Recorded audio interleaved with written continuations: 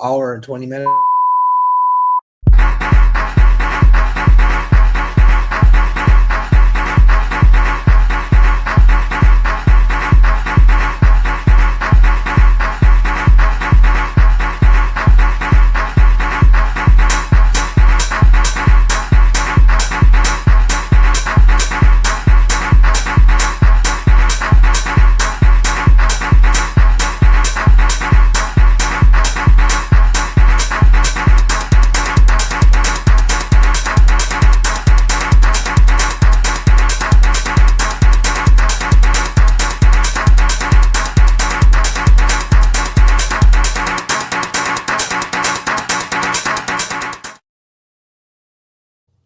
Good evening, good afternoon, good, whatever. I am Myles Sergé, and alongside of me to, I guess, my right, I don't know, is D-KNOX, aka Donnell Knox, and welcome to us live. What's up, D? How you doing? I'm up here practicing my Donald J. Trump hands. Oh, hell. Thank you for joining us. Good night.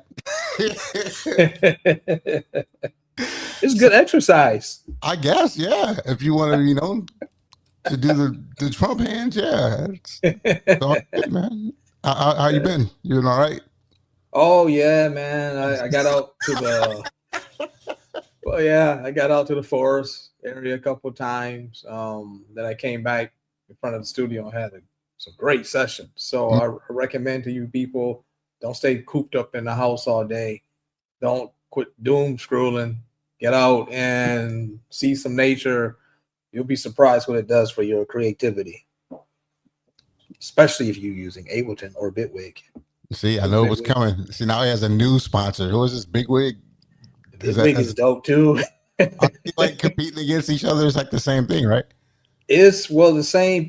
People that was behind, that helped Ableton in the beginning. Some of them are over there, so they took some of the attributes there.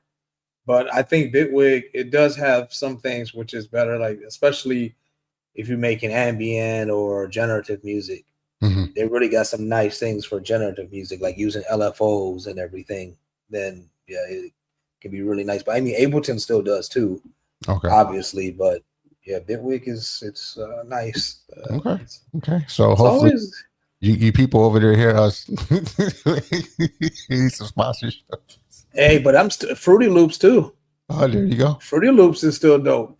I mean, I made a lot of records on Fruity Loops. It's quick, fast, but it also has its own thing. Each one, the sound quality don't matter. It's up to what you do, but it's just the workflow. It's kind of nice the way I look at it is like this, having different setups. So imagine if you had a physical studio on like Dr. Dre or something. In that room, he's only got this. In that room, he's got that.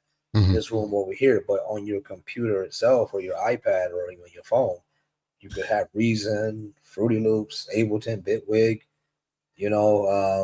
different Studio One or whatever, different DAWs, and Logic too, and get different vibes and feels, different ways of working, so you don't get bored because it's all in the virtual world. Gotcha. The beauty of it is you got it all on one device. So wait till you get them glasses. Oh hell! Then you You talking about the metal joints? Oh, yeah, that or whoever's gonna come up with something dope that you just put that on to seem like you're in there and you got all that stuff there. And then let's say right now I'm talking to you. Hey man, let's meet.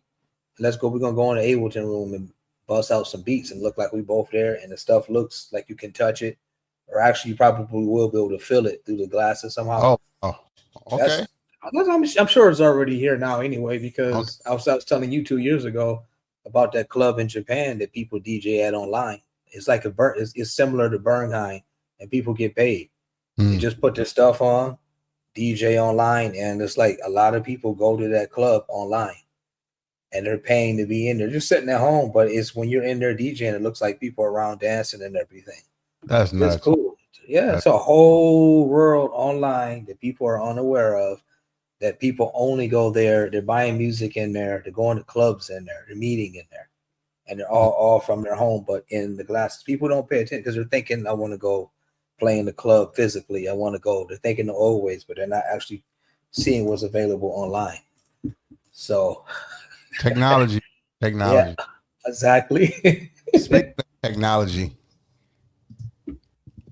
if you like what you hear so far, like, share, subscribe to the channel, hit that notification bell. It costs you nothing. It is free. It's free. We are here. We are there. We're doing things, and we are on these YouTube streets. So make sure you like, share, and subscribe to this channel.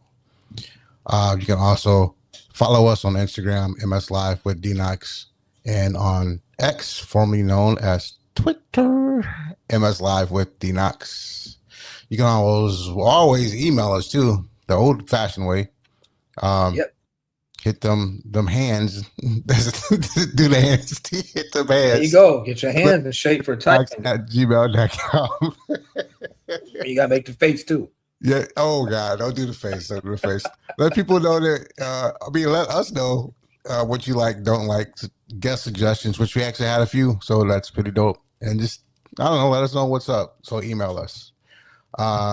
We are also available on Apple Podcasts, Spotify, iHeartRadio, and Amazon Music. So in case you can't join us here on YouTube, you can always hear us anytime. Shows are archived, and make sure when you have these platforms that you subscribe to us there too.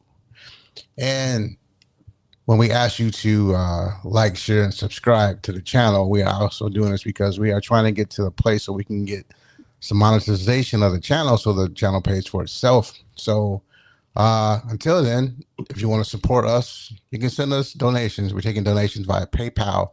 You get to PayPal, you can use the following email, mslive@gmail.com, to donate, or simply scan the QR code in your right there upper corner of the screen. If you scan it with your phone, it takes you right directly to the PayPal page. You can set up donations at one time or reoccurring. Anything helps us out to keep this thing fresh and alive. Yeah. And speaking of supporting the show, we are celebrating the new image, the new logos and stuff. So by getting new merch, the first thing we got is a t-shirt, MS Live with D-KNOX t-shirt. You can pick it up on my Bandcamp page, MylesSergé.com/merch, and you get that official MS Live with D-KNOX t-shirt for $32 with shipping. So it's a way to donate, but you're also getting something back in return. It shows people that, hey, I mess with these guys and I like it. So you can, pick up a shirt, a few. Christmas is coming too, so you can give away as gifts. But there's a shirt available on Bandcamp, $32 plus shipping. It looks good. I think it looks good. I got one actually. It looks great. Yours is on the way, so it's coming. Yeah. That being said, today we are happy and excited to bring forward our next guest. She is a super great person. Like I say about everybody that I know, because everybody I know are super great people. But she's even more special. I had the privilege to meet her some years ago in Berlin. She is a wonderful artist, a sound designer, and a resident at my favorite club in the world, Trezor. Bring forth to the stage, Toxido Mask. Hey. How are you? Good to see you. Thank you for the invite. It's been a minute. I think we last seen you together, all three of us together this past April. It was, yes. Yeah. Exactly. Time flies. It seems like yesterday. So how are you? Yeah. I'm good. Keeping myself busy in the studio projects and everything. It's a lot, but it's good to stay busy and focused, isn't it? Yeah, it is. I try to be when I have time, but I don't have time. I work all the time. Full time, man. It's impossible. Yeah, it's crazy. It is great. So if you join the show and you watch us, you or anybody else, we name all the shows. So no different. So let's get to today's name.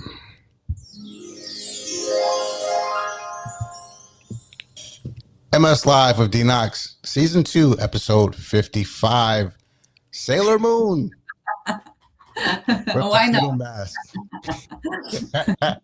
You see how she's laughing because she knows right where my first question is going to.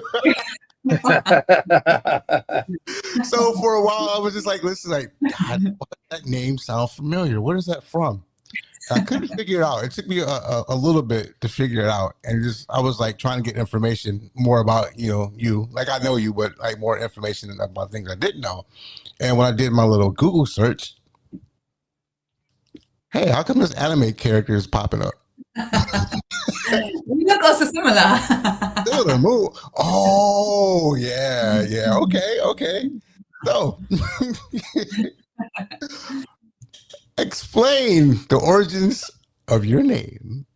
Well, my origins start when I came to Berlin. I wanted to become a fashion designer back then. And I was thinking about a name. And with my sister, actually, she came up with the name Toxido Mask, which stems from Sailor Moon. There's a character. He's kind of like the savior, I would say, with the rose and the mask, but he's Toxido Mask.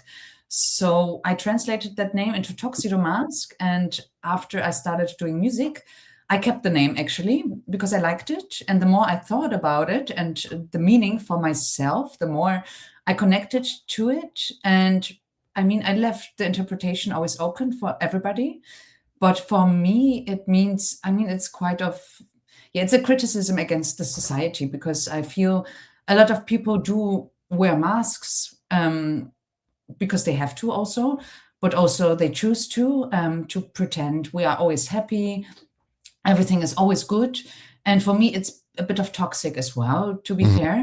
So the mask, so I kept the name because I love to be honest with people and myself as much as I can. And also show vulnerable sides. And also when I'm not so good, I think it translates also in my music. And I kept the name. I like it. But I leave still interpretation open for everybody. Okay. But for me, it is kind of connected to the anime, obviously, because I'm a big anime fan. Okay. But also about criticism against the society a bit. Yeah. Okay. So was that one of your, did you watch the show at all? With Sailor Moon? Yeah. Growing up, yes, I did. Okay. I did. It was actually the first anime which had like a secret gay couple there. It was two lesbians, Sailor Uranus, I think, and Sailor Neptune. You still don't know if they are a couple or not, but I think it was like the first one which had like a lesbian couple in there, but not obviously. So I liked it a lot. Okay. Yeah, I've watched it a few times. Like I remember like it being on, you know what I mean, on the TV, and I sat down and watched it. Like some of the anime stuff I can grasp, but some I can't. So it was kind of one of those things. Like it was like, so much stuff going on. Like to this day, like Dragon Ball Z, I have no clue what the hell is going on. I know they're fighting, but like the stories change, and then you got Dragon Ball X and Z and all this other stuff, and it's like so much coming, and I can't figure it out. But I'll watch it, you know. It's also a lot of seasons to stay focused and to stick with it, you know. Yeah, I would try definitely. But yeah, so that's my first question. I was like, yeah, you know what? I'm gonna ask her about that. I thought that was really neat. But I recommend to watch my favorite anime series. Still watch is One Piece. Big fan. Oh, okay. And it can be also for children in a sense, but once you understand or have a bit of more understanding, you see actually like the depth of it, you know. And I love that with anime. Also Naruto, I'm a big fan of it. And like all the Studio Ghibli movies, oh my God, I love them so much. Big fan. Yeah, it's some cool stuff. I do think like I remember like if you look at some of the old cartoons, like when we were growing up, you know, there are elements of like adultism in them. But if you're not a kid, you won't pick up on it. You know what I mean? So yeah, exactly. Yeah. Cool. All right, D. Well, you know my question because we got to have people absolutely knowing about you in your life.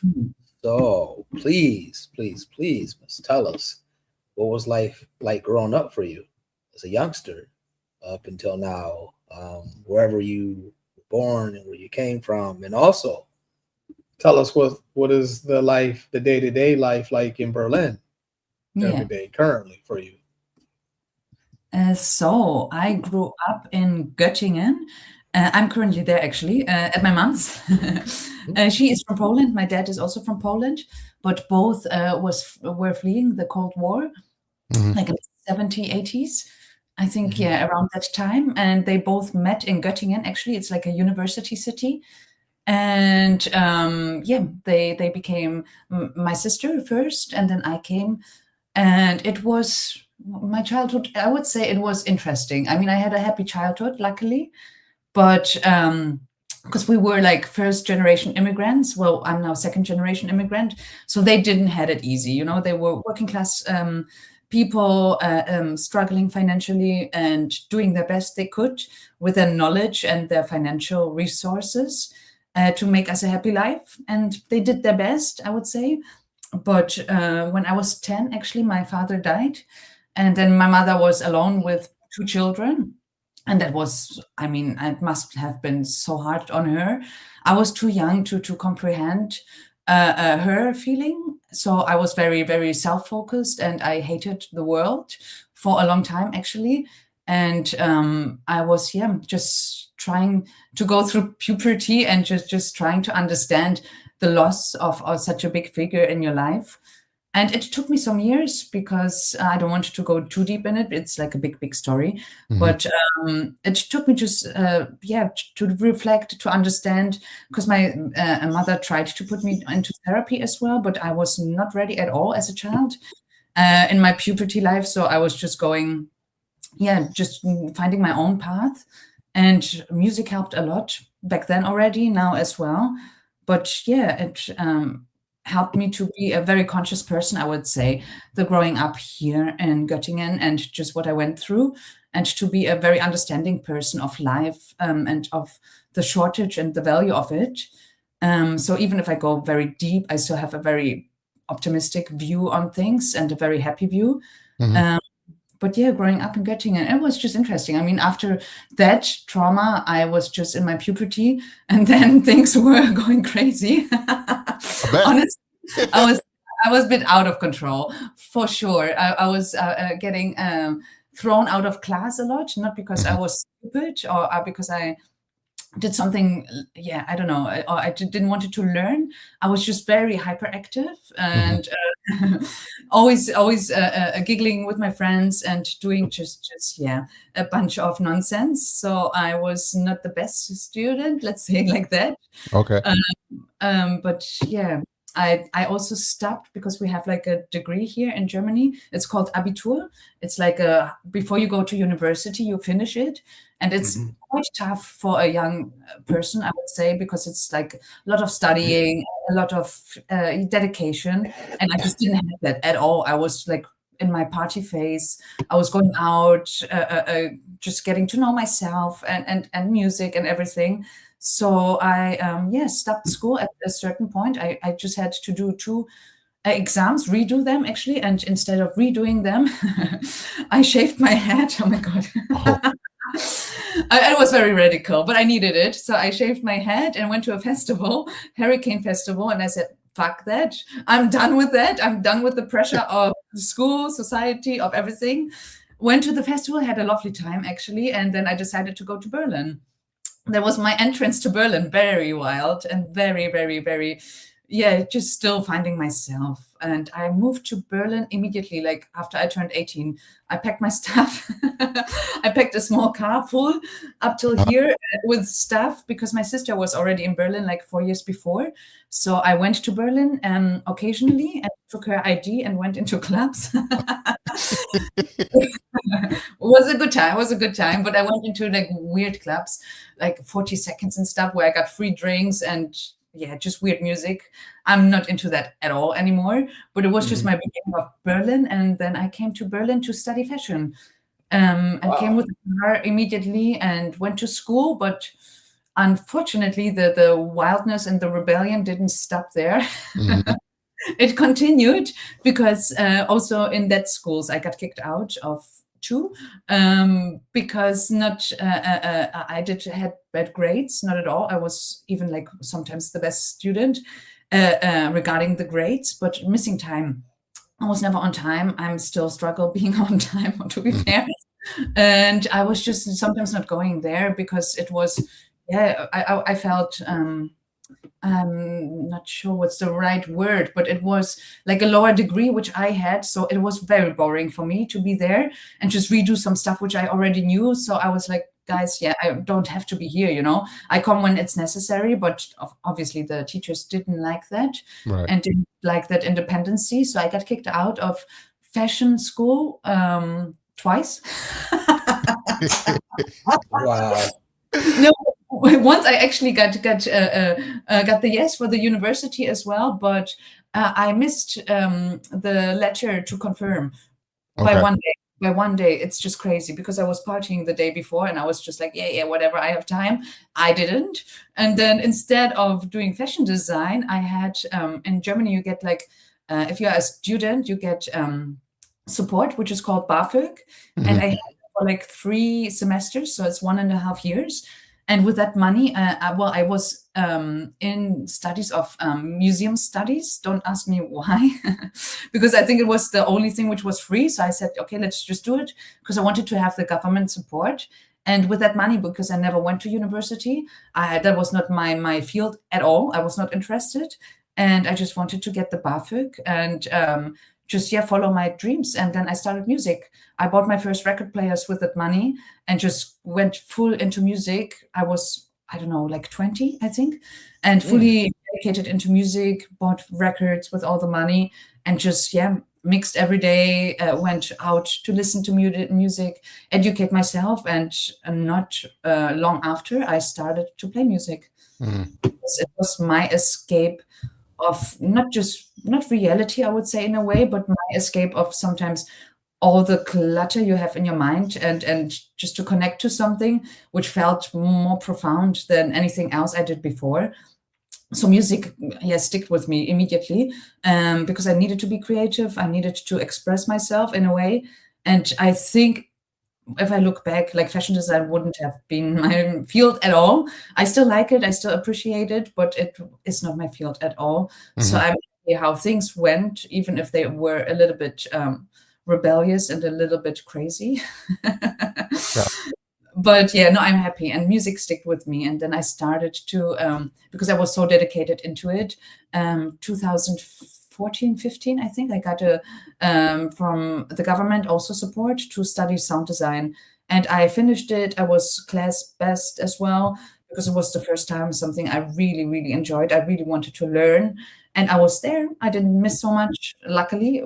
Still a little bit, but not so much. And then, I stick with music and then just educated myself like almost on a daily basis with Ableton, with all the programs, with machines. Till today, I would say, just educating myself. That's now like 10 plus years. Always rebuilding my studio, buying little machines at the beginning as a starter, but they didn't stick with me. And then investing that money, every gig money basically I invested in the studio to be able to have that studio I have right now, which is like, honestly, I'm very blessed to have such a big studio and so much gear.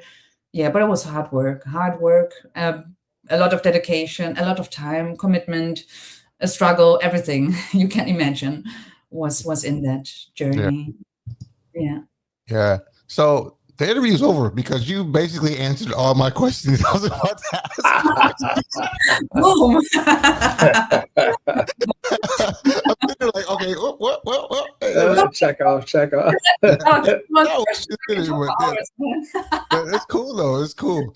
But people like, she does have a huge studio. It's like probably one of the nicest studios I've actually seen in Berlin. And it's a lot of stuff. And she's like very, very, very creative. Are you looking to buy more stuff?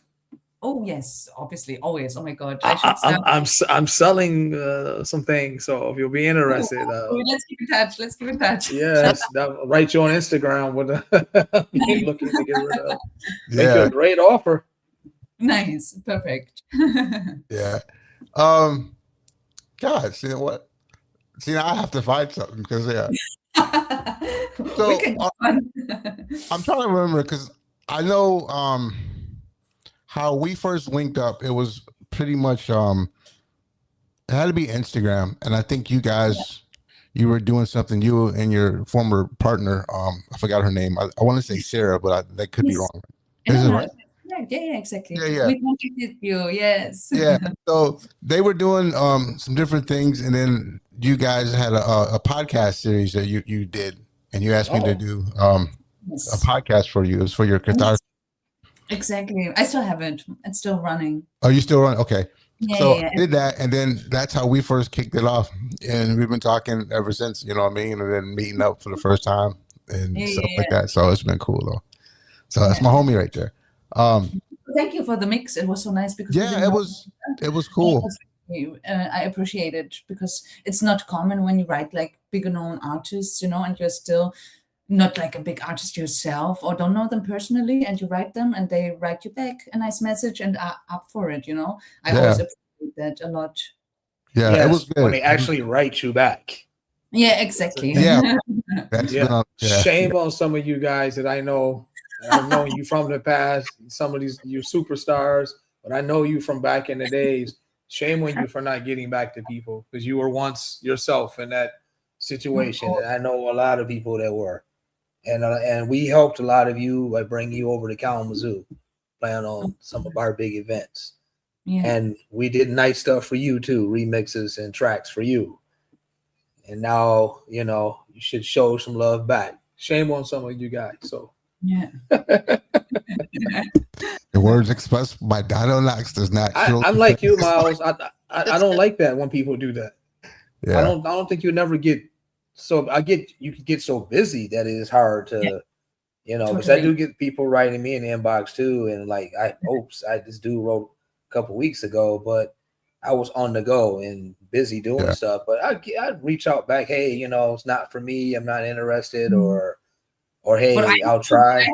I sometimes forget. It's not on purpose, or I'm pretty busy as well, but not like you know, like the big sharks here. But I sometimes do forget because if I don't reply immediately because I don't have time or it's not the right moment, or I'm not then. If it's especially on Instagram, honestly, if it's a message and then the feed, whatever, you get new messages and it's not blinking anymore as unread or whatever, I do forget sometimes. It just slips by because I'm then out and out and my ADHD also kicks in and then I'm busy with other things. And then I just forget sometimes to write back. And I do need a lot of reminders sometimes, which is not the best case scenario, obviously. But I know it can happen to the best. It can happen. Yeah. I just make a mental note to tell myself, hey, go back to your messages because people were writing you on Facebook, TikTok here, and reply to everybody and be human. Because, you know, a lot of people are trying to sometimes they just want to talk to you, you know, or just something. But you be that one little person and you never know who he's going to tell to buy your record or, you know, it could be putting off potential sales or gigs even because you don't know who these little people know or something, you know. It's nice, honestly, and to connect with people, big, small, whatever, it doesn't matter. We are still humans at the end of the day, and we're here to support. But yeah, if I don't make a note, I do forget. That's why I have a calendar full of things. But it's easy because, as I said, when we were talking earlier in the backstage about the whole, you know, doom scrolling and sitting down and just flip. It's like it's addictive and it takes you out of your, you know, you're not actually who you really are. You're in this thing, you're getting caught up in this Instagram thing, which is something else. It's a whole spiritual energy of itself. And I think it's not that good. Honestly, I think it's good people should just use it for what they need it for.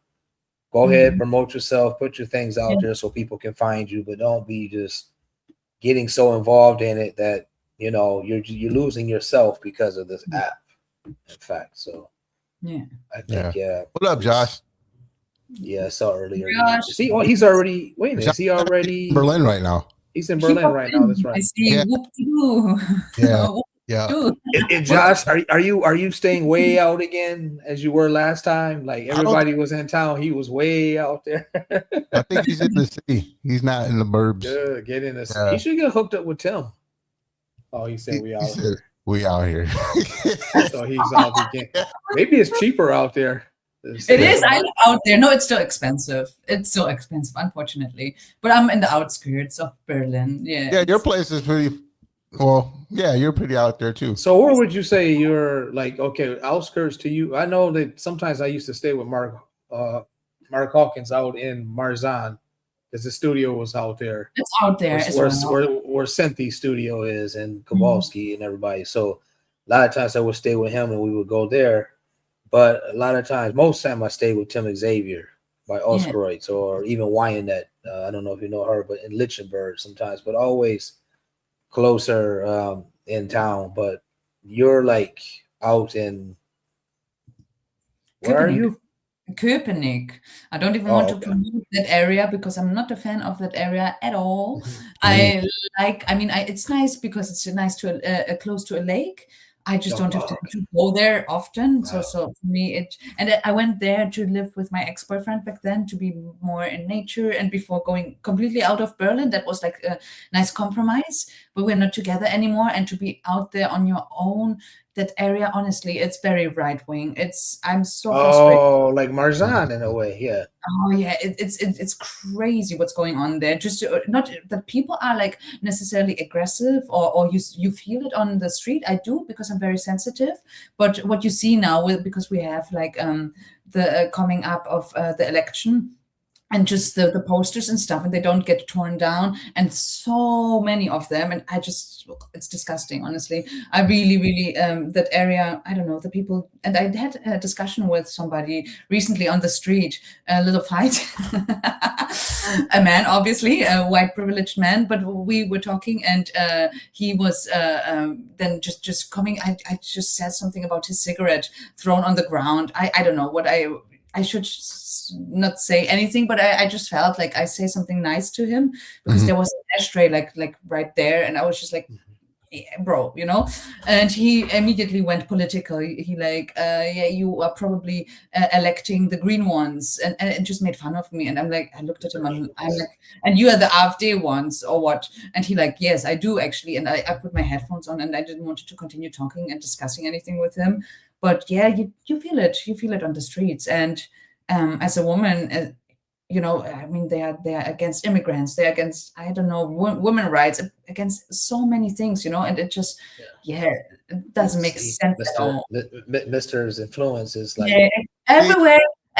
He's everywhere, man. Oh my God, it's insane. And you said them elections, them midterms. So he got to cook something. He's got to make something happen for himself, so he can. So I expect to see. I don't know what we'll see, but I expect to see something. He got shot again and survives again, and that will be the reason why people will vote for him, which is insane. America, don't do it, please. Yeah. Don't. Not all white men. Oh my God. Yeah. Oh wow. Yeah, it's crazy. It's just politics in general. It's like it's everywhere. It's not just here. It's like everywhere. And I'm actually shocked to hear that stuff is actually going on over in Germany right now too. So. Germany is getting more and more right. I mean, they always were and had the tendency, but now even in Berlin, you feel it. Even like in Mitte, sometimes you see the posters, but around as well a lot. And there are areas in Germany which have like the majority of the AfD, and it's just like. It's frightening. It's not a good time, honestly. So I don't know. I do encourage everybody to fight against it. Be just a little bit, not super political engaged, but just a little bit, and go vote, man. Please, we do have especially in Berlin. Yeah. Especially in Berlin, because that's like our, it's like our love city for this music and stuff. Exactly. But it's if we don't vote, we can't change anything. So yeah. So since we're on the subject, how has Berlin's underground scene changed since you like first entered it? How's it changed since you first got to Berlin, like the underground music scene over there? I mean, prices went up. Prices went really up. Exclusivity as well. But when I entered, I mean, I was back then in a bit of a different music spectrum, I would say. because I started with like really digging electronic music and everything. So, and when I started playing music, I was more into like deep, trippy tech house and minimal. I think it was the minimal era as well. It was very popular back then. Popular again, by the way, recently, which is nice. It has a comeback. But yeah, so I was in different scenes around. But yeah, how did it change? Good question. I mean, music obviously always evolves, always changes, but music, especially after COVID, obviously, during COVID, after. Uh-oh. Did we lose her? Think we lost her.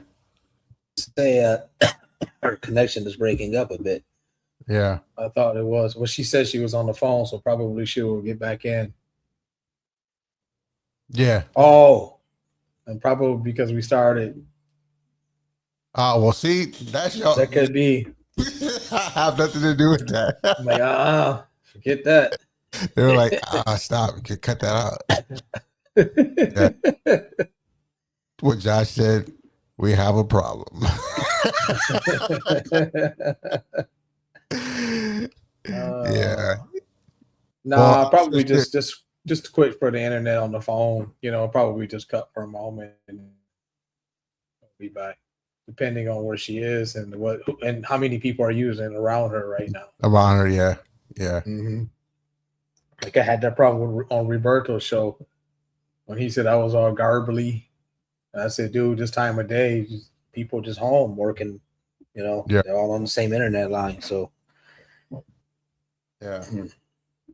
So, while we're waiting, tell us a story. I've been seeing you've been posting a lot of these stories. You meeting different people and this, on Instagram, right? Yeah. So what's going on with this Instagram? So, well, I just thought that, people should know. A lot of people don't know about my history or past because I never played a card to tell people. I just kind of put up music. But I thought, why not tell the stories how you met people like Fumiya Tanaka or how you're Tony Surgeon and Oliver Ho and all these English guys, because you had a lot of dealings with them back in the days and all those parties we put on in Kalamazoo.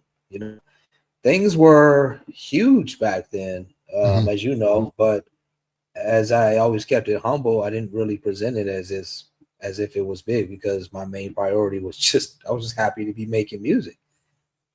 Very simple, but we were doing major things. I was traveling all the time and from Kalamazoo. People were booking me from Kalamazoo, and a lot of times I was turning down a lot of gigs just because my ass was too lazy to jump on a plane and go back to Switzerland the next weekend after being there.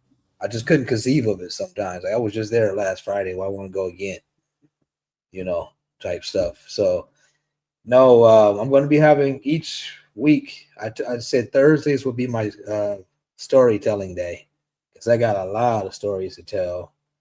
And sometimes I'm putting the story with if I'm recommending somebody's track because sometimes I don't want to just tell the story separately, but I don't want to give too much information about the story itself, but I will talk here about people. I probably will be mentioning people like Derek May, Jay Denham, obviously, my cousin, more about all those English guys that that you guys know, even some people that are known from the States, like Anthony Shakir, a lot of people in Detroit and Chicago too, as well. I got stories to tell about us from Kalamazoo, a lot of parties, raves that I played on back in the day, old promoters that people would know,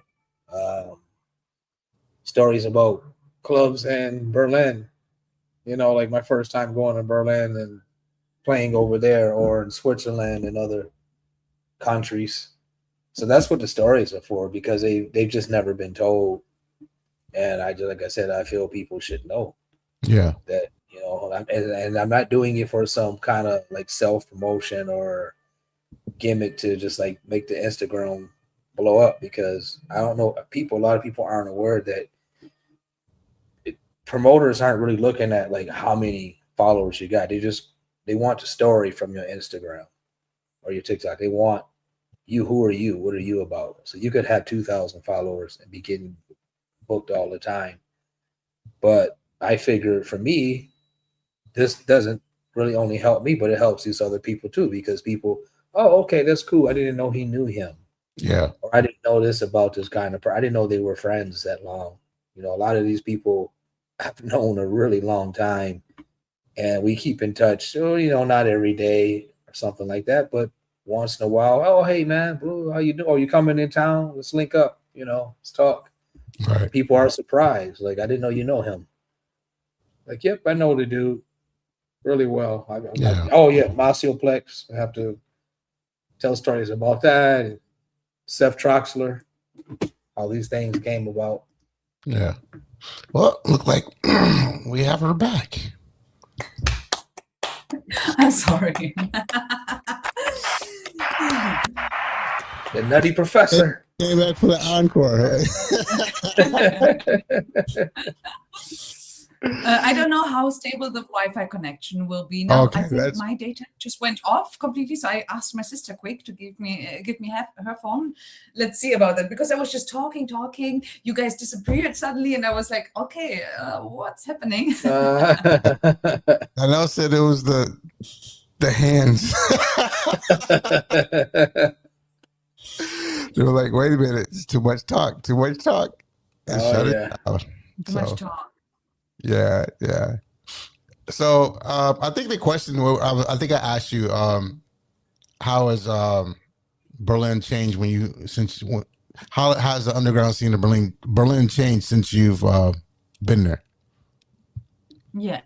The music changed. I'm not sure how much you caught of me talking. But yeah, obviously nothing. Okay. Then we're gonna start again.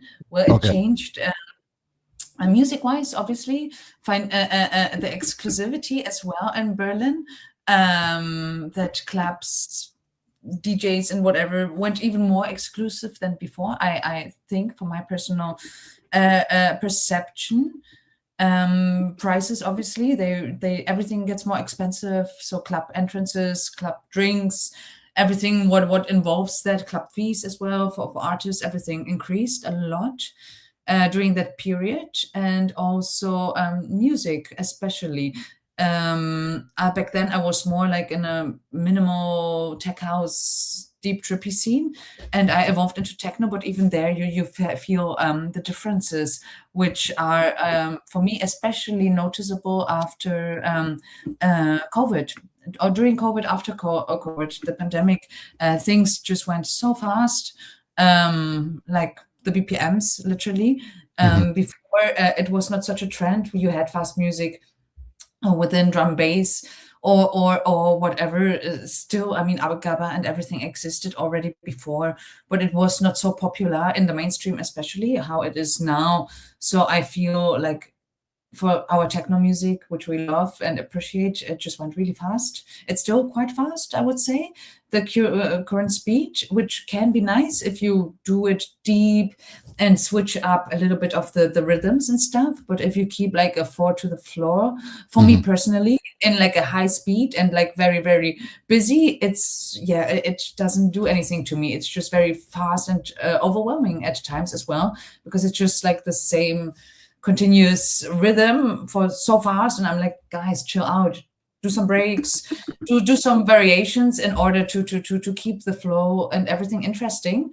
But yeah, for me it was just a bit too fast. To be fair, nothing against it at all if it's done soft with it or stuff, or when you have like current artists which do it like even like up to 160 BPM, even still 4 to the floor beats, but they keep it very soft and not so just heavy, I would say. I find that interesting, but yet the music just changed a lot, I feel, in those years. But I hope and I feel it comes back to the roots of just underground music and being I don't know, this analog sound and a bit softer BPMs. It can still be super hard and so industrial, even a phasing or whatever. I love that stuff. But just like if you have things on 150 BPM and such a heavy rhythm, yeah, I don't know. And nothing against it again, personally, but for me, my taste is a bit more deeper and a bit more, just lower on the BPMs. And I hope it will change again and come back to that phase, to that 2015 era of techno, which was just exceptional. It was amazing, so much people grew up from that era, and I just really appreciate that era of techno, and the 90s obviously as well, which Right. were also sometimes fast, but yeah, we can slow down and chill out a bit, I feel, again after that pandemic dilemma. That's true. Yeah. So what tell us about ohm transmission. What did you want to create with that? That you weren't finding somewhere else? It's an evolution of the Catharsis platform, which we spoke about it, where Myles made, luckily, a nice podcast for it, which was really, really dope. And from that platform, Catharsis, which was mainly 3 people, like I was the main head, just having the idea to do something with music, which goes a bit more deeper into more like also like a healing side, because sound can be really healing, and not necessarily doing like sound therapy for it, but just helping people through music discover themselves, go a little bit deeper, getting to know themselves a little bit more. So that was the original idea of Catharsis. And then we split back then. And I just wanted to keep that idea, which is still basically almost the same idea, I would say, but into just the next level, basically, because we all evolved as human beings as well. And that was the evolvement. And Om transmission, stands from the Om, which is like a sacred sound. Yes. And as well, but it is with double M. So for me, it's like open mind music is the a long version of it, to keep just the mind open, and the music as well, to connect to people, to support artists, which I appreciate, but also newcomer artists, just every music I relate to, which goes a bit deeper, and maybe also more experimental and not always just techno focused. So Om Transmission is currently running under that idea, and the idea is also in the future to make a label out of it, which will be based on a lot of collaborations. I really miss that in the studio, or in general with people, to collaborate, to exchange ideas and minds, and form something new, beautiful out of that. So that's the main idea, but also something, just a bit more techno / experimental, that area, which I do. I mean, there are labels, which I appreciate a lot, but I do miss a little bit of that genre within like the vinyl or digital realms, which have like still a sophisticated sound, sometimes also a bit harsher and harder, and I would say, I don't know, I always say industrial, but maybe it's the wrong term, which is like a harder sound, but still with the depth within it, and can be slow BPMs, can be fast BPMs, can be super experimental, can be also super techno focused. But I miss a label which has that variety, where I just go to, and I know it will always be Ace and always be whatever music comes out, but it will be super nice and my sound. So the idea is to create a platform. Let's see when it's gonna happen and how it's gonna happen. It's on my mind already since a while. I just didn't have any time for that, but I feel the urge more and more to have this collaboration platform with that music in mind. Yeah. So Om, you said Om. So you're doing meditation too. I do, yeah. Not I could do it more and more regular, but I do every morning. I have to. Otherwise, I just don't function properly. The days I don't do it or I don't have time, I do feel the difference immediately. So for me, it's very helpful.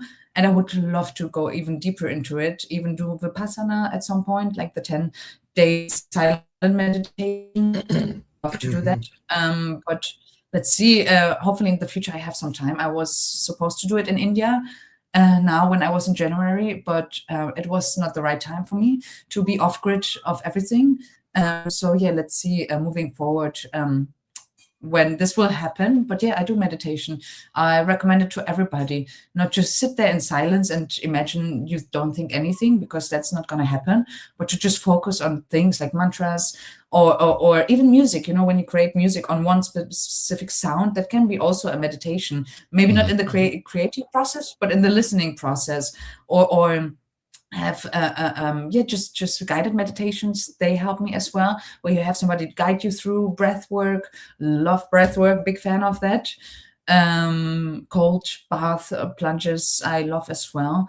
They do bring you also center you again, because you have to focus on your breathing like a lot, because you are exposed to so much cold stuff, and in order to not hyperventilate or anything, you just focus on your breath in like an extreme form. It's not for everybody, but for me as a hyperactive person, it's perfect.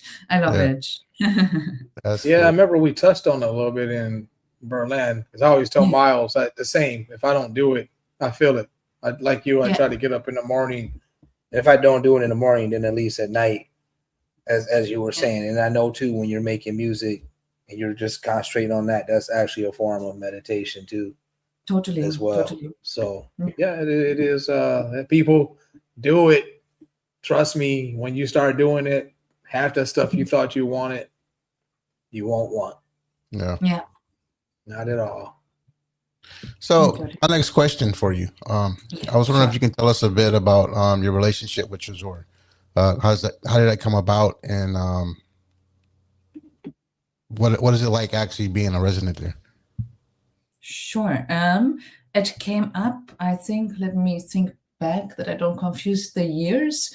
My first gig was for Christmas, 2000, we have now 6, I think 2023 or 24. I don't remember the exact, but I think it was 23, but I'm wrong. But anyway, it was for Christmas. I was back then working with an agency called Sweat Lodge.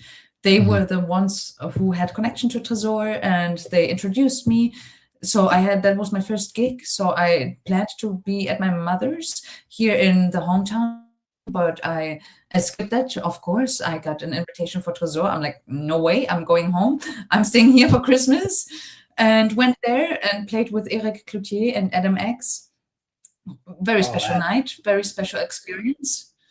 But was challenging, because obviously you are nervous as fuck, but trying to do your best. But it was a challenge throughout, but I got a lot of nice feedback. People liked it, and from that moment on, I don't know who heard me. I guess the club, the people who work there. It was just a very positive feedback, and then they kept inviting me a whole year. And then they made like a new residencies, which is like 2 years ago, I think. Now for like local residents and like residents from afar and stuff. And they had like a big portfolio, and they did ask me, the agency back then, because they invited me always for Globus and Trésor. So I was able, luckily, to showcase my sound upstairs and downstairs, which not many people do have the privilege, I think, because usually artists are like with one specific sound, and I like to be fluid. Not that I play necessarily house music. That's not a genre I really play, but maybe some deep house influences, I would say, because I appreciate that music a lot, but it's very techno oriented. But then I play more deeper techno or some more tribal stuff in Globus. But they gave me the opportunity, which was really, really nice. So I played upstairs a bunch of times, downstairs a bunch of times.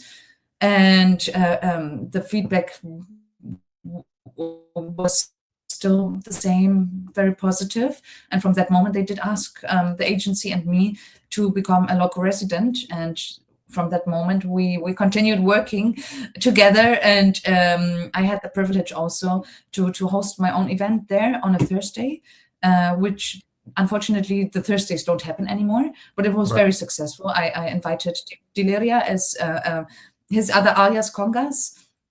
It was his showcase for the first time there for the new project, and Crossing Avenue Live as well. So it was a very, very loving night. All the Italians came over and we had a lot of fun. The guy stayed in my house actually.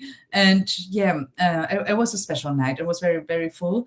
And I just have a lot of trust and a lot of support from Tresor from that moment I started playing there, because they appreciated me, I assume, as an artist and my music. And it was just I never felt so welcome in a club as in Tresor.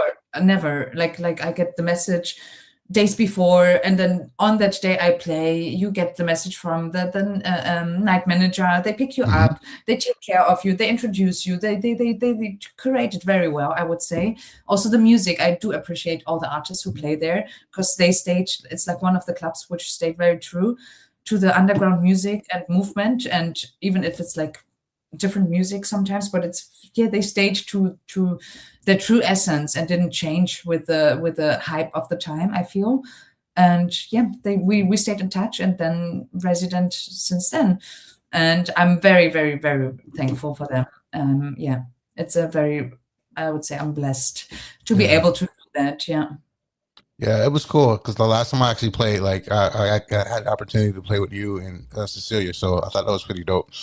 So when we I had a good time, and that's the first time actually hearing you play. Well, both of you guys, I've never heard both of you play, and it was amazing. It was an amazing night. So you guys did very well. Yeah, I had to keep up. you guys are blessed, because I'm in contact with them, but I have not played there in a long time. Yeah. I know they are very picky. They're very picky. But the thing is, Diana. I think it's Paul, but I think Diana as well. I never met her, unfortunately, personally.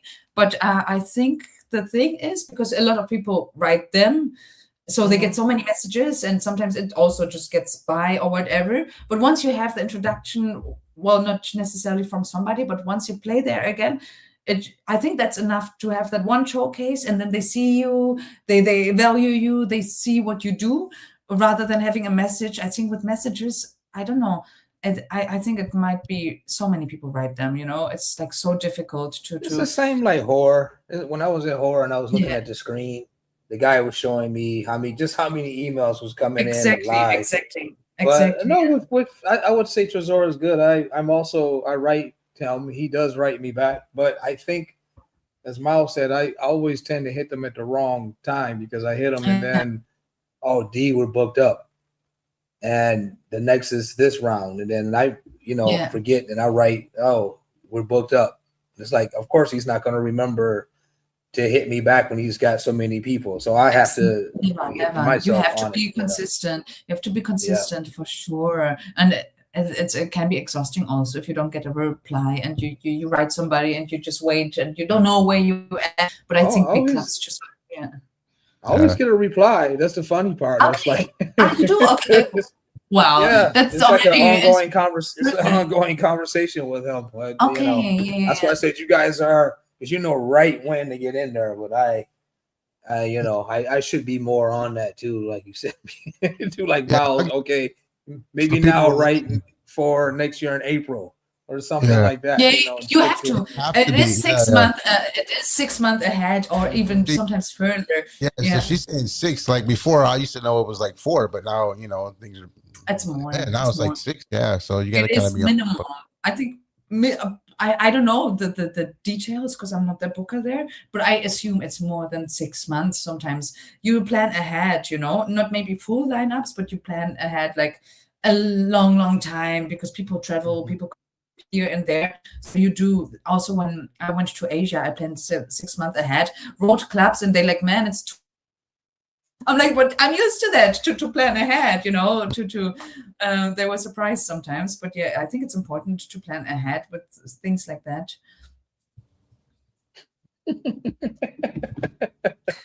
I don't possess this skill to do that. I'm just kind of writing and maybe you have something, because people say complain that same thing with horror, but usually when I write down, okay, we gotta in a month or two you want to play this time or this time. And last time when Myles was playing at Tresor, they were saying, oh, maybe you want to do it back to back with Myles. And I had to write them back, say no, he can't actually because he's playing at Tresor. So they were, so it's just different. But I understand, because I said when I was there, the first time I was there, and I was looking at the screen, I said, oh my God, I wouldn't even be able to. There's no way I would be able to, Yeah. That was just like insane. So I can imagine Bernheim and Tresor and some of these other places. How many people are just writing them? So again, big people out there, if you got ability to help the smaller DJ or somebody get in, do it. Do it if you're cool with them. If I was in the position, I would. Okay, hey, if I can, I think you're a dedicated person. Let me see if I can help you get in. So sure. Oh yeah.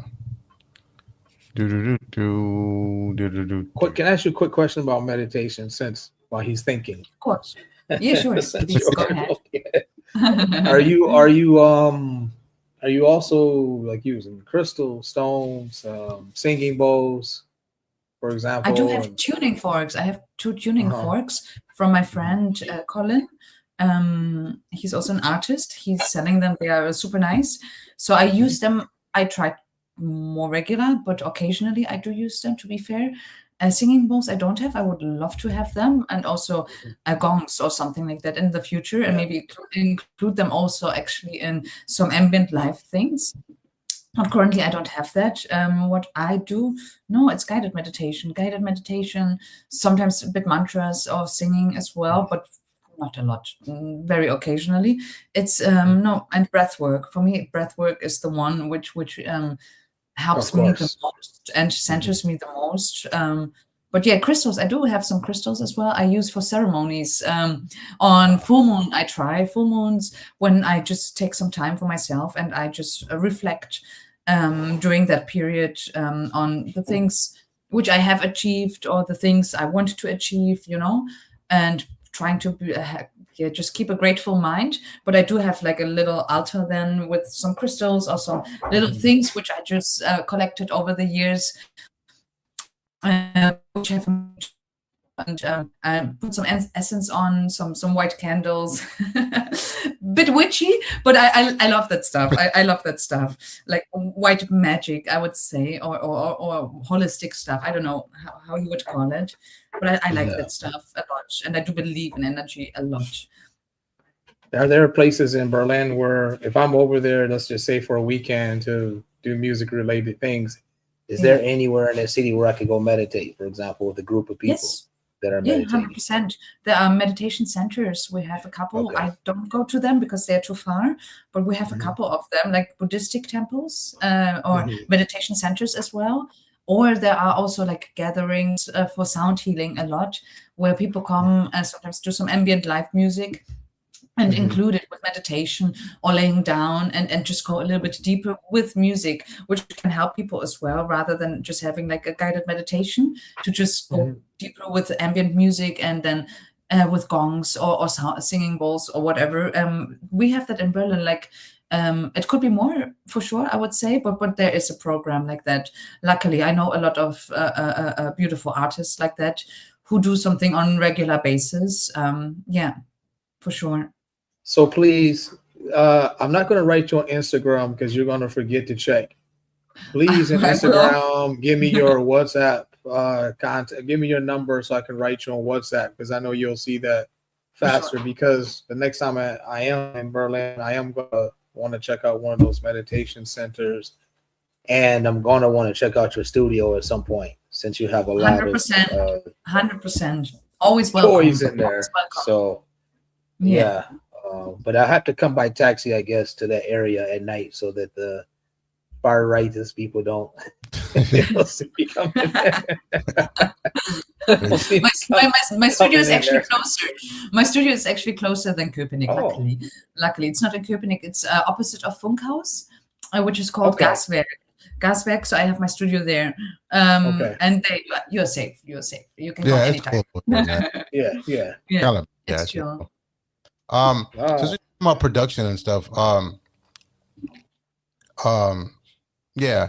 So I know I listen to a lot of your stuff, and then I know your music combines like a lot of industrial textures and like hypnotic kind of rhythms and stuff like that, and a lot of like nice like soundscapes and stuff like that. So, what's your process of like when you begin like a new project? Like where does like a new piece like usually begin? Like with the rhythm, or is it atmosphere, or do you have like some type of emotion that you're channeling from, or what's the process for you? Honestly, on a day-to-day basis, different, super different. I don't have a particular formula where I say, okay, I do that and this will work, and I go back to that. It's very different every day, depending on my emotion, depending on what I have to do, what I want to do, what I want to express. But I tend usually to experiment.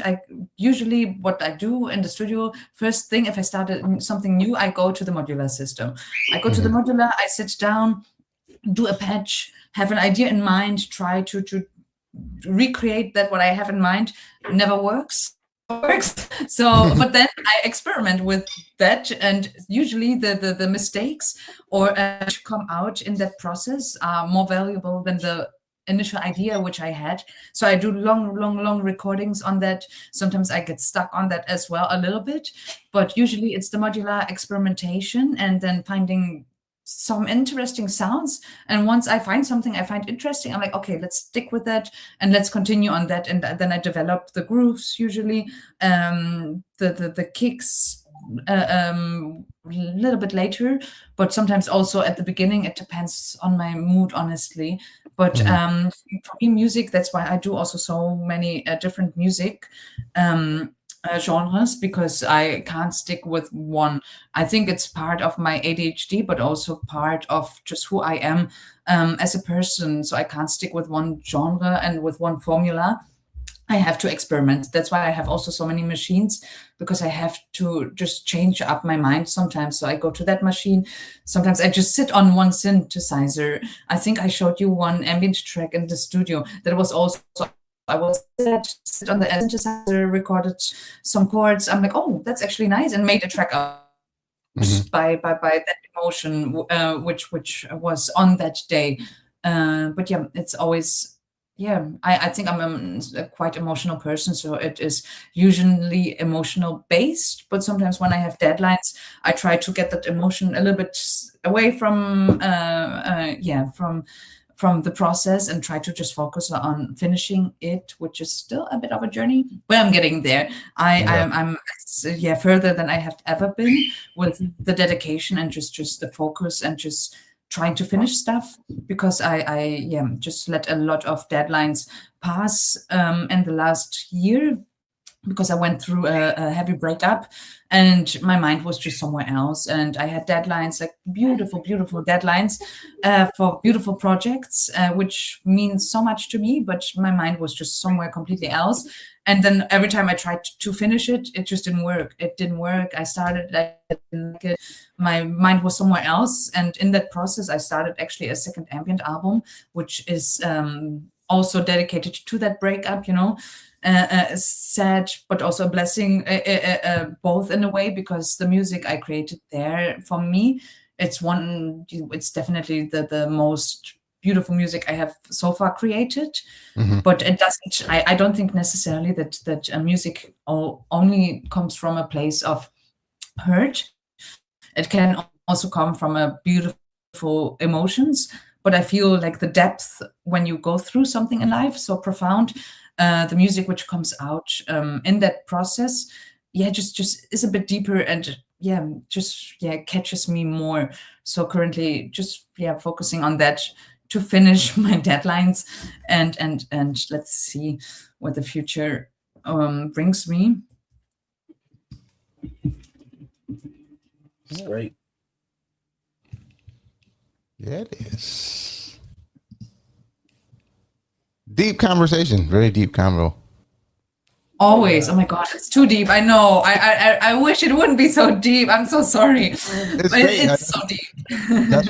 That's what we want. We want to get, like D said earlier, like we want people to know, like the actual person. That's me. I'm very deep. I'm a very deep person. I think a lot about the world. I think a lot about circumstances. I think a lot about people, emotions, about animals. Oh my God, so much about animals, about what's happening in the world. And yes, it can be sad at times. It can be also depressed, let's say it in that way at times. But I do appreciate the depthness I have to certain things, because some people are in this world, especially so far away from their own emotions, or what's going on around them, or what's going on with the people, and the struggles.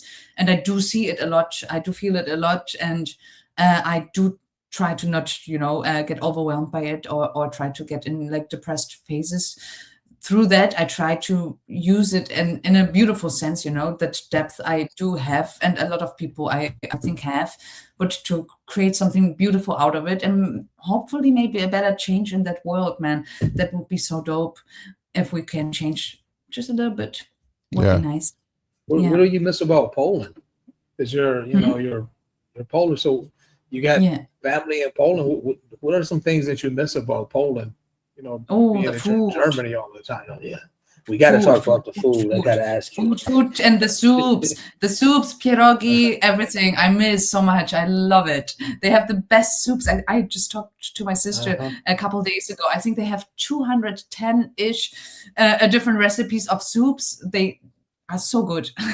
So good. I miss that. So you miss, because in Berlin, you guys don't have like a bar Malechny's there, do you? Like, or is there something similar to where there's home cooked food? Like, no, I didn't find that yet. We do have some like Russian oriented restaurants, or Georgian as well, which come close with the soups.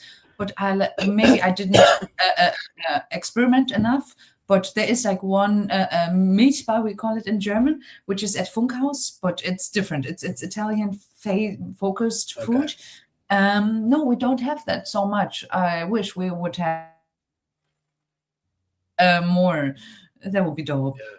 So you people out there, bar Malechny, basically English is a milk bar, and what it is just homemade food. Like, is it? You said a milk bar? Did you say? Yeah, that's the translation for it. It's a milk bar, but in Polish, I'll try not to mess up my Polish. Bar Malechny. Bar mleczna. Yeah, Malechna. See, I'll mess it up. But I have two across the street from me. A bigger one and a smaller one. I prefer the smaller one because, funny, there's a Chinese guy working in there, and he knows exactly how I like my things cooked. Nice. Yeah, when it's an easy. Just to interrupt real quick, you're saying it's a milk bar. Now, is it like a bar for like actual milk? No, or are you saying milk as in soups and stuff? I don't know why they call it that, actually, because I was like, why? Because they usually sometimes they have a picture of a cow on the front of those things, but that's just the translation. But basically, bro, cheap. You don't spend a lot of money at all. I mean, really cheap. And you get home cooked food, like the best food. The best food. I'll be honest with you, man. Like a lot of these, I think some of these restaurants around here and where I used to live across town, where you came, there was also two of them close to me, and I was frequenting those. And I think some of them restaurants got some of them shut down, because people were preferring to go there, because you could just go, for example, go there and just get you a salad and say some homemade mashed potatoes, for example. And then you take, bring that home and eat with whatever you already got. You don't have to go there to buy like one meal. You can kind of mix and match. Or you can go there and and get the whole thing. And that might cost you, let's say $7. And you got salad, soup, the main course, and, this nice compote juice. kind of drink. It's like real fruit. Yeah, compote. They make into a juice, and Yeah, and then you get if you want to splurge a little bit, get dessert. You paying maybe $1 more. You got some cheesecake or some carrot cake or something. But it's home cooked food and it's healthy. It's not bad. Okay, some stuff, of course, they're gonna add a little bit more sugar or some butter. But it's not like going like fast food. No, this ain't no fast food. And a lot of times you can just go in there and order and take it home. And I love that because like I go over here often, man, because they have potato wedges, which I love, and they're healthy because they're baked. Or I just get, a full course, or sometimes just the mashed potatoes, and everything is spiced up. So it's not like it's tasteless. It has salt, and I would say that they're using Lowry salt somehow, but they're not using Lowry's, but it is flavorful like that. Okay. So if you get what I'm saying, man, you would, and you don't spend no money. That's the best part. I mean, $5 can go a long way. You can have enough food for the next day. Oh wow. So that's why sometimes I ain't gonna lie to you. If I don't have to go to Berlin, a lot of times I won't go, just because it's just a lot of things are really convenient what I have here in Warsaw. So when I'm coming to Berlin, it's usually like, okay, I got to change. I got to figure out where I'm going to eat out, or like if I'm going to try to buy something and come home and cook. But usually if I'm just there a few days, it makes no sense to be trying to cook while I'm there. But then it's trying to figure out maybe this falafel place, maybe that place. And, and then here, even the tickets are cheaper for traveling. Because when I have to buy one of those tickets just to go one way, I'm like €4 something. That's like 12 something zlotys, where in Poland it's three zlotys 40 grocery for a ticket like that, a 20-minute ticket or whatever. I got the travel card now, but that was also cheap. But I'm just saying the food thing, that's just yeah, so definitely. I had to ask you about that. I miss that a lot. My mother cooks it to a certain degree. I also try sometimes, but pierogi just take like so long, so I don't have time for that, unfortunately. But I miss the food. I miss the people as well. People in Poland, because I mean that's the culture I grew up with. When I was a child, I went like 4 times minimum a year to my cousins and my aunties and everything. And we come from like working class, as I said before. So we were having, in Poland, you have usually one big room, like a living room, one sleeping room. But in that living room, we were sometimes 10 people and sleeping on mattresses and stuff. But if I look back into my childhood, that was one of the most beautiful moments of my childhood, where we were all together, spending nice time together. I was going outside, just playing in the yards, and from the balcony you could look into the yards, into the playground, and then I was just shouting to my auntie, "Hey, auntie!" and she just threw stuff down when I needed it. It was really, I miss that, and the culture, just. I feel not always, but what I experienced, they are very welcoming people. And also for Christmas, for example, we have the tradition, always one plate stays free. So if in case of, let's say, which never happened, but if somebody knocks at the door, they are welcomed, just to have that little ritual. So everybody is welcome, whatever a class you are in, especially like from poverty, we invite people and just share. It's very sharing culture, which in Germany, I do met people which are sharing, obviously, as well. It's not just like a culture thing. I think it's a human thing as well. But when I grew up here in Germany, it's a bit more colder, especially what they went through. Cold and distance. Colder, just more like distance. the Terminator. A little bit, a little bit. Especially in winter, they are also a bit mean sometimes because they are pissed with life, and I'm like, I get it. We're all pissed, but let's stay nice. It is a different vibe, because like you just said at Christmas, whenever I was going to my wife's family's Christmas, man, I tell you, for me, it was always a fried fish and that potato salad. It's like that was. It's like I don't even need the soup. I don't need nothing else. Just give me the fish and a potato salad, something to drink, and some cheesecake later, and I'm good. But you have And like maybe 13 dishes, I think. In Poland, you have the tradition of 13 dishes, but you count wine and stuff as well. And we're like 3 people. It's my sister here in Germany, my mama, and me, just us females. But we still make 13 dishes, you know. And I'm like, oh my god, it's so much food. That's crazy. Yeah. No, I mean, I'll try to bring you next time I come over there. I'll try to bring something. I don't know if I can't really bring you pierogi because by the time we get there, if I got them from, it might be. It probably no. They shrink wrap it really good, so it could still be good if I tell them like don't make it too warm or whatever. I can bring it to you. Yeah. Oh, the frozen ones. No, like I can go to the bar, get it. Yeah. Because it only takes 5.5 hours on the train, and if it stays wrapped inside, it'll be good. Yeah, it'll still be good. That will be dope. That will be dope, honestly. little slice from home. Yeah. Honestly, that's my childhood. Pierogis are my childhood. I love it. I love it so much.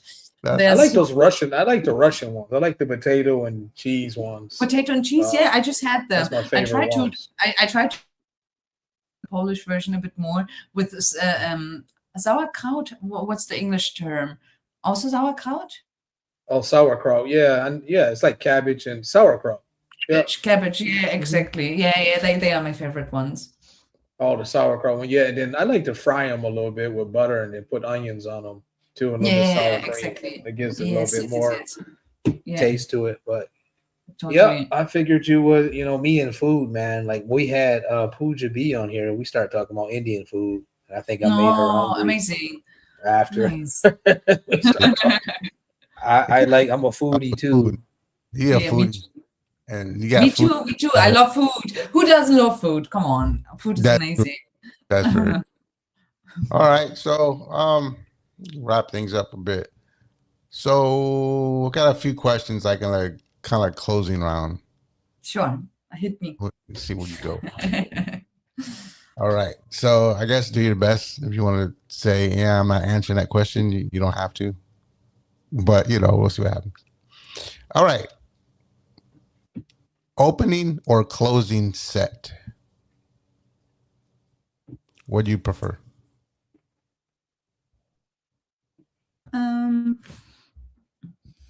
Good question. Depends on my mood. Both are my favorite slots. 100%. I can do main time as well, but I don't usually do it because I'm pretty deep. But opening sets are good, I would say, because I can go to bed afterwards.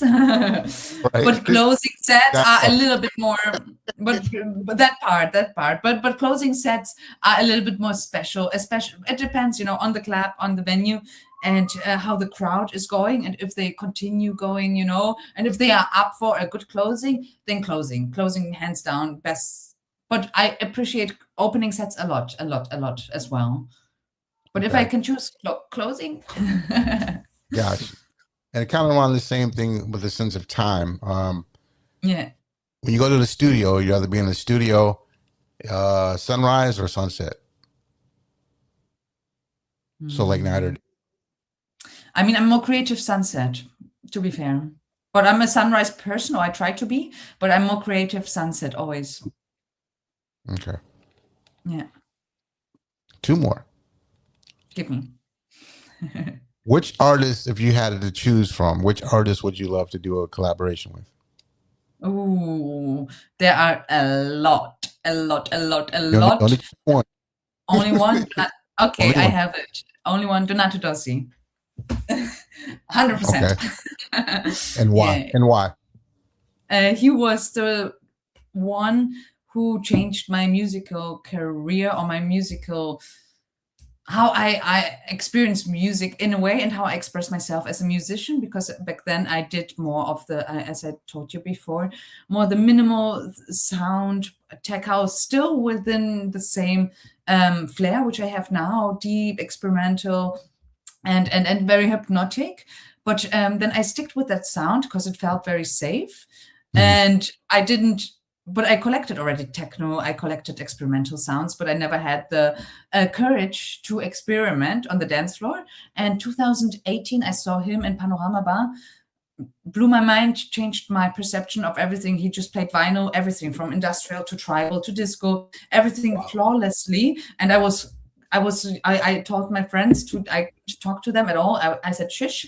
I went to the dance floor 4 hours straight, only dancing, no drinking, no nothing, just dancing through it. And I'm like, okay, this is what I want to do. I want to just have the balls to express myself in any way I want to. So he was the one who changed my perception in that way. So he would be the one, yeah. That's cool. That's cool. Listening, maybe. What's that? If he's listening to the podcast, call me up. Right. We can, we can do some little connection here. We never know. See what something can happen. You never know. Yeah. Yeah. And then my final thing. What is the one thing you want today's audience to remember about you? Good question.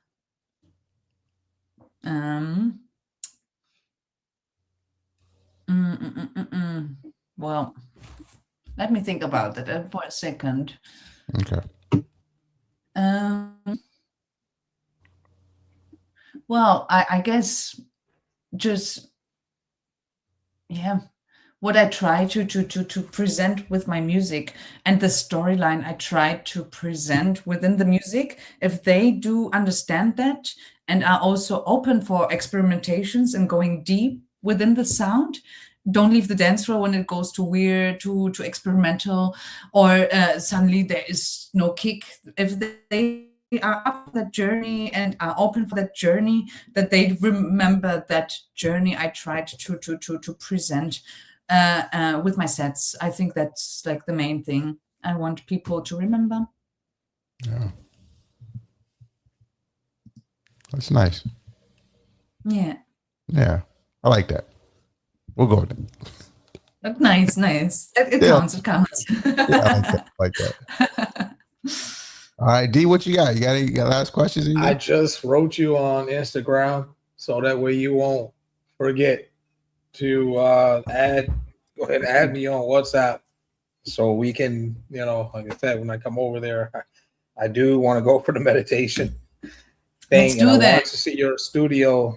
I don't have to make a track there, but please let me come in and make an Instagram photo. 100%.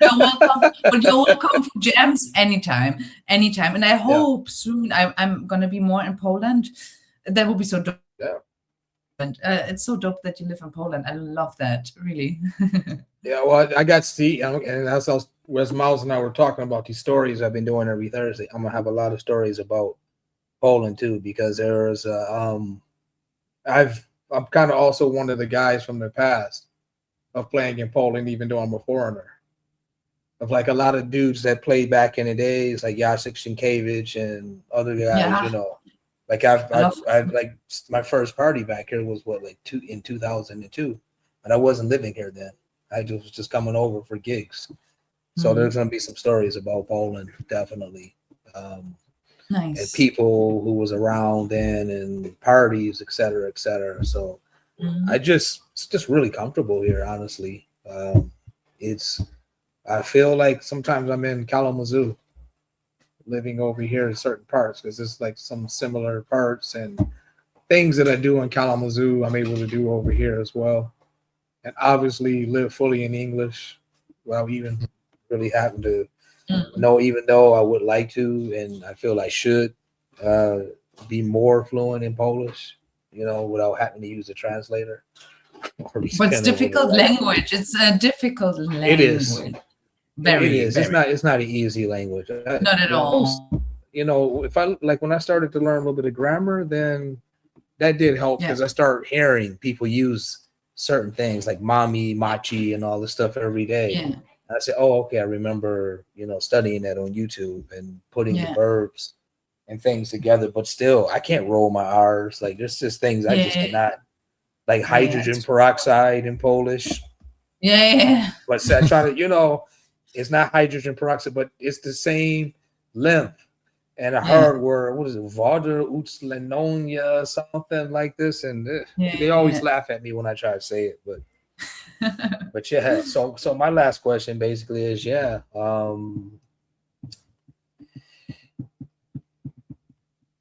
when can I come over to work in the studio?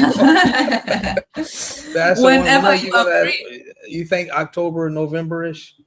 Yes, maybe I'm that's here. realistically when I thought I 100%. was supposed to come in September, but I kind of haven't heard from this guy that was he was going to organize something at Sisyphus. And I think Joshua was going to play on the same thing because the guy hit me up, but I haven't heard anything. So I'm kind of like, it's getting too close to the thing, and I don't like last minute stuff. So for sure, so if but maybe October, November, I'm like here. on a weekend. I'm around. Yeah. Okay. I'm around. I'm planning to go back to Asia in April. So I'm here the winter. I'm going to be here in the winter, locking myself into all the projects, into music, finishing, into creating new live sets as well. That's my aim for next year. Let's see how that goes. But I'm going to just be in the studio. Yeah. How long are you going to be gone for in Asia? Yeah. I don't have it planned yet, but I would like, again, like 2 months minimum. That would be dope. Yeah, but 1 month for sure, because then I just have enough time to discover things as well. But I would like to stay longer. It's amazing. Honestly, Asia is dope. Yeah. Okay, cool. Because I'm trying to plan some stuff, but then it's kind of cool that I know that you won't be around, and maybe I've never done Berlin per se summer, so I've never been there in the summer. So yeah. I'll figure it out, but it's good to know. Never in the summer? Never. Yeah, it's nice in the summer. You should. So, early spring or like right before winter. Yeah, you need to come in the summer too. Yeah. Summer, or early summer. Early summer is a nice time. Yeah. Spring, summer is the best time. Summer can be sometimes hot, but it's the best time. People are happy on the street. A lot of things are going on. A lot of bars are open. Music, live music. It's a different flair, I would say, in Berlin than winter. Yeah, I've been there. It's like, damn, it's colder than here than Michigan. And then you don't feel like walking around when it's like that. Yeah. No, you don't. You're in the studio or the club. Either or in a restaurant as well. It was crazy. I thought for sure. I didn't know. Damn, that's crazy. It's weird. I didn't know you. Okay. No, deep cold, but no snow, just cold. Yes. Yes, gray, very gray as well. Yeah. And then more people, they're like, that look when they, when it gets cold. That everybody's pissed. Everybody's pissed. Yeah. No. Hey, shouts out to my cousin Terry. I guess he was talking about you guys' conversation about when D said to feel at home is awesome. That's dope. But T-Bone, man, but you know what? You can drop me off downtown Baghdad, and I'll make that feel like my home. wherever you put me, I'm gonna figure out how to make it feel like Kalamazoo. Yeah. Somewhere, I find my little corners. Oh, okay, I got this going on here and there, and it's just that Poland was just easier because there's a lot of Americans over here too. But not saying I don't really. The weird thing is I don't really associate with a lot of Americans over here. I just try to do other stuff, just not to be in a whole American thing. I don't go to any of those American nights or embassy parties or any of those. But I do have a significant amount of American friends here that are living similar to me. They're either doing music or they're immersed themselves in the Polish culture. But we talk and link up and stuff. But also, I really just didn't want that embassy having too much info on my movements and right. It's like, nah, they don't need to be that's all they. Oh yeah, come to the embassy party. Let's see who was who. I'm good with that. Oh yeah, for sure. So you have any questions for us? Yeah. Good question. If I have questions. Well, what's up? It's my cat's jumping around. What's up? No projects. Tell me maybe about projects. I'm curious. What's gonna happen music wise? What's For the me, next steps? I don't know. I have some remixes I have to do for some people. I'm just trying to juggle the time. I'm working all the time, and then I got this show. I'm starting another show, which I'm gonna talk about later. And yeah, just finding the time. There's no time for me. So my major project, what I'm trying to do, hopefully in the next couple of months, I'm gonna sit down and try to make this album I've been talking about making for years. So Nice. that's my focus. I might do one more MS release. Yes, please. Yeah, I think so. And then I'm gonna sit down and make the album. So Nice. we'll see. But that's all I got in my chamber. So I don't know. Yeah. Donnell's laughing. So yeah. It was much easier to make music in the earlier days. Now, when you're busy with work and other things, it's hard enough just to sit down in that chair, and just focus and do it and commit to actually finishing. Okay, whether it sounds the best you feel or not, just actually finishing the song. That's another skill in itself. But because you can go out and collect data and sounds all you want and all this, but to actually sit down and finish the thing, that's a whole nother thing. Yeah, for sure. Hey, look who's popping up. All these nice people. Yeah. What's up, Seth? Hey, that's our sister there. Yeah, bro. That's the homie right there. Yes. We gotta love get her back her. on the show. For sure. We love DJ Scent. Yes. Make sure you guys follow her if you're watching this show. Go over to DJ Scent, her Instagram, Facebook page, and also check out her shows. She's doing some nice things over there. Yes. Yeah. She's got some nice stories. Yes, you do. Yes, you do. So make sure y'all head over there and go check her out. Yes. Well, I think that's all I got. I mean, it was lovely to see you as always. And it has to be, I don't know. I wish at times like living here sucks because like I don't see a lot of people, but like especially you guys like once a year. So, but it's good to have like this kind of platform that I can reach out to different people that I know or friends and just meet new people on this. I appreciate that. So yeah. For sure. It's a nice platform as well. I like what you guys are doing, and that it's very, also human based. It's obviously music focused as well, but that you ask questions which go deeper and to meet people on different levels. I think people will appreciate that platform. Well, I do at least. So best of luck with that for sure. Yeah, I'm happy and I'm grateful that you came on. We were trying to hook it up for a while, but I'm glad you did. So. Yeah, because not everybody says, you got some people that you say no, they ignore stuff, but it's okay. Just don't come later. Stay awake. Don't come later. If you do, we're gonna make it real sloppy for you. No, I appreciate the invite a lot, and I appreciate you guys a lot. Yeah. So make sure you guys hook up with Josh if you're still in here. Make sure you guys try to link up while you're over there, Josh. I think Josh. He wrote me already. Yeah. I just have to come back to Berlin, and then for sure. And we're gonna make it happen. Come on. That's cool. That's what's up. See, we bring people together. That's what's up. So thank you. Let's give a round of applause to Toxido Mask show. Cuties, thanks. Yeah.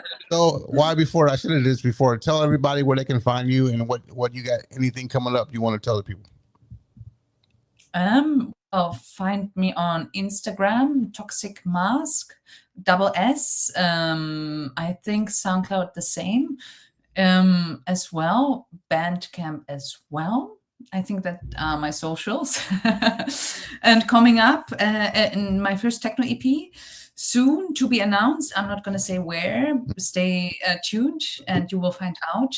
Almost done. Very excited. My second ambient album. Also to be confirmed and to be announced. Just stay updated on my platforms and you will find out. See? And check out the stuff that's out there now. She's a great, dope producer and great, especially the ambient stuff. Some dope, nice stuff. So Thank you so much. there we go. All right. Thank you, love. Thank you for joining us. Thank you. I will be in contact with you soon because I got an idea for something. So Please. Let's stay in All touch, right. guys. all right, take care. Good to see you. Ciao. Bye. Hello. Good There you interview. go. Yes, they get better and better every time. Good interview. Because we are real people and we like to talk to real people. Yeah. And I guess only real people come on the show. Thank you. Yeah. Thank you for sharing. Thank you for popping in too. Yeah. So, yeah. So we can probably clean it up now. Let's do it. Weird. It's weird as I'm looking at the windows because I'm looking at yours. I can still see sunlight, and I'm looking at mine. And it's dark. Yeah, it's crazy. You know what I mean? It's 6-hour time difference, man. It's crazy. And it's starting to get a little colder over here now. It's already getting kind of fallish weather. Yeah, it's been raining here all day. Yeah. Surprisingly, but yeah, so it rained yesterday and it rained today, and then like at least my grass, everybody's grass was like dead. Okay. So now that was green again. So that's what's up. So yeah, it rained here yesterday too. Like it was like on and off, stopping and going. But then like usually the whole day. But today it didn't. Today it didn't rain at all. yeah, thank you, T. Nice show. Yeah, I think it was a good show too. TL. Yes, he got TL. in a bit. We gotta get him back on here. So we'll got some stuff popping. I like what Terry does with the eyes when he be looking. I love that. I love that, boy. When he be getting in there, he be. Stupid. On that note, like, share, subscribe to the channel, hit that notification bell. Do the face, T. Like, share, subscribe to the channel, hit that notification, that bell, so that people know we here. You know, see, he put the eyes in the comment too. Yeah, you can follow us on Instagram, MS Live with D-KNOX, and on X, MS Live with D-KNOX, the same thing. You can also email us at mslive.with-DKNOX @gmail.com. Let us know what you don't like what you want to see and what you don't want to see, or just say hello. You can do that.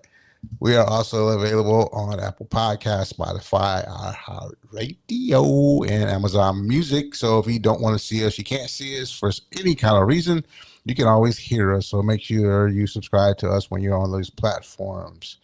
Also, again, we're trying to get monetized. If you want to support the show, send some help to some brothers and keep this show going, send a donation via PayPal.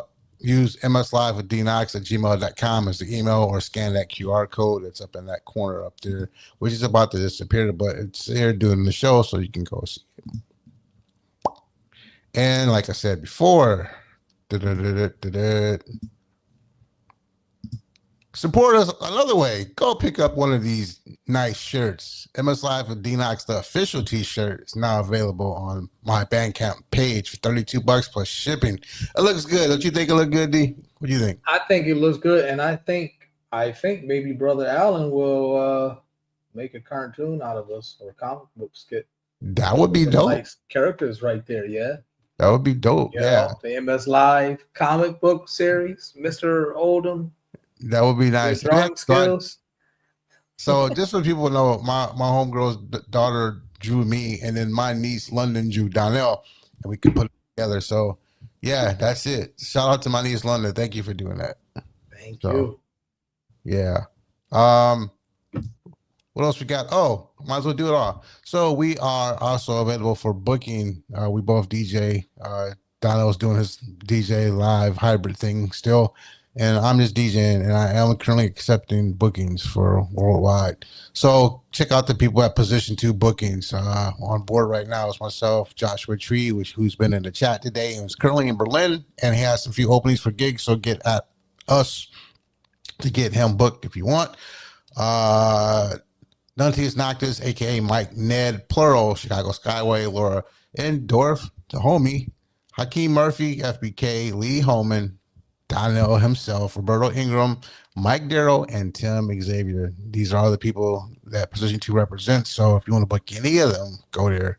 Position2bookings.com, info at position2bookings.com.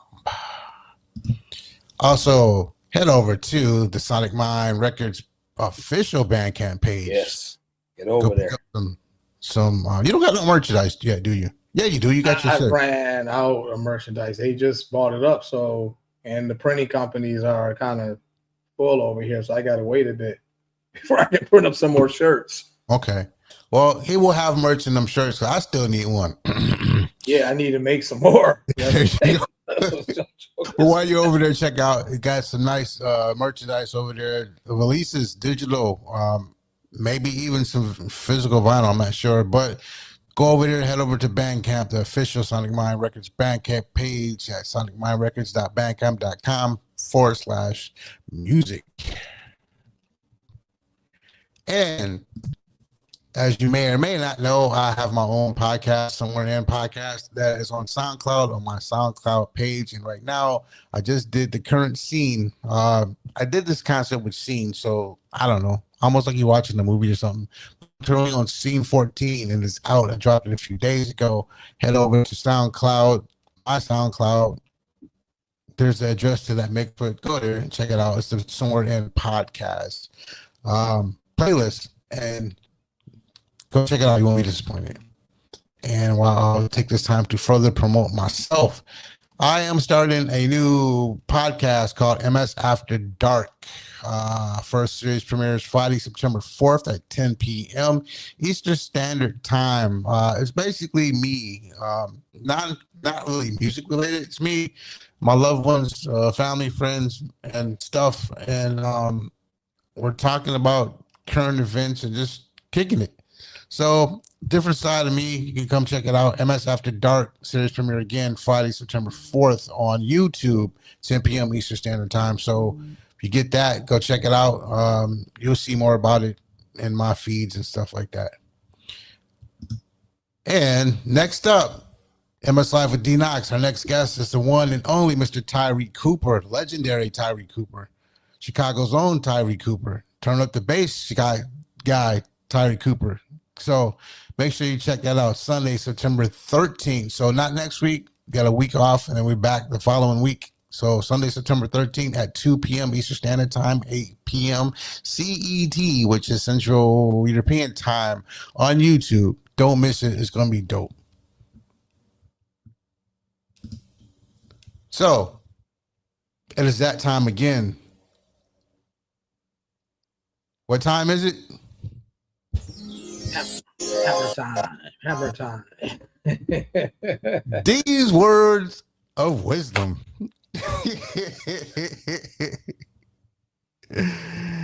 Yeah, man. So let's do it. Not gonna do the hands. Not gonna do the. Yeah, I'm doing the hands. Hey guys, like really, seriously, always be true. Stay true to yourself. Stay true to the music. Stay true to the people that love you, and love everybody and everything, regardless of how they may treat you. Always stay in your higher self. Whatever you can do every day, you should be thinking, is this the highest I can be? Not in my lower self, but my higher self. And that'll get you far, even if it's just for the day or for your future goals. But remain in your higher self. That will make you eat better food. That'll make you pick better clothing, and that'll help you to make better choices daily when you're always thinking of the highest self. So that is my words of wisdom for this Sunday. So please use that throughout your week. My highest self, my highest self. There it is, y'all. There. Oh, see, look at that. I wasn't expecting that. I thought, sometimes if the energy comes out, I just told you guys higher self, and look what I just did. So I'm telling you, highest self.